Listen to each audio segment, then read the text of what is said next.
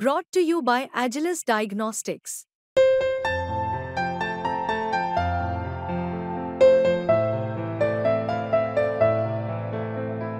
Agilus Diagnostics. 100% माझ्या नेत्यावर आणि देवेंद्र फडणवीसांवर विश्वास आहे. पण आपण सुद्धा सगळ्यांनी एक लक्षात ठेवलं पाहिजे की ज्यानं दिलंय त्याच्या मागे उभा राहण्याचं काम आपण केलं पाहिजे. सर्व माझ्या मराठा बांधवांना विनंती आहे, मित्रांनो, मी सुद्धा मराठा समाजाचा आहे. मला पण माझ्या जातीचा, माझ्या मराठा असण्याचा किंवा मराठा म्हणून मला पण अभिमान आहे. पण आपण सुद्धा सगळ्यांनी एक लक्षात ठेवलं पाहिजे की ज्यानं दिलंय त्याच्या मागे उभा राहण्याचं काम आपण केलं पाहिजे.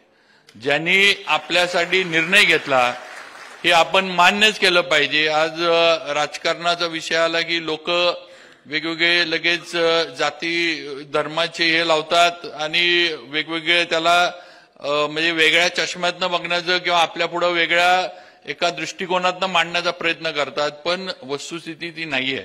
आपल्याला आरक्षण सगळ्यात पहिलं दिलं कोणी तर देवेंद्र फडणवीस साहेबांनी दिलं. ही वस्तुस्थिती आपण मान्य करूनच चालली पाहिजे, हे आपण लक्षात घ्या.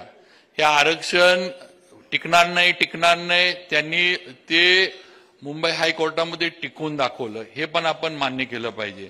त्यांनी ते आरक्षण सुप्रीम कोर्टामध्ये जोपर्यंत देवेंद्र फडणवीस मुख्यमंत्री होते तोपर्यंत ते सुप्रीम कोर्टामध्ये पण त्यांनी टिकून दाखवलं.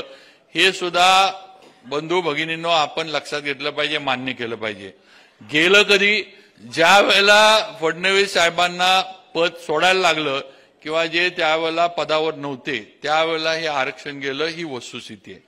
आज साहेब मी नक्कीच या ठिकाणी अगदी ठामपणे आणि प्रामाणिकपणे माझ्या मराठा समाजाच्या बांधवांना सांगू इच्छितो की माझा 100% माझ्या नेत्यावर आणि देवेंद्र फडणवीसांवर विश्वास आहे.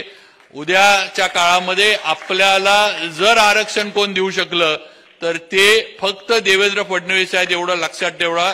तेवढी धमक, तेवढं त्यांचं मन मोठं आणि तेवढी कुवत ही त्यांच्यामध्ये आहे. दिल्लीमध्ये जाऊन सुद्धा तिथले निर्णय लावून घेण्याची ताकद जर महाराष्ट्रामध्ये आज कुठल्या नेत्यामध्ये असली तर ती देवेंद्र फडणवीसांमध्ये आहे.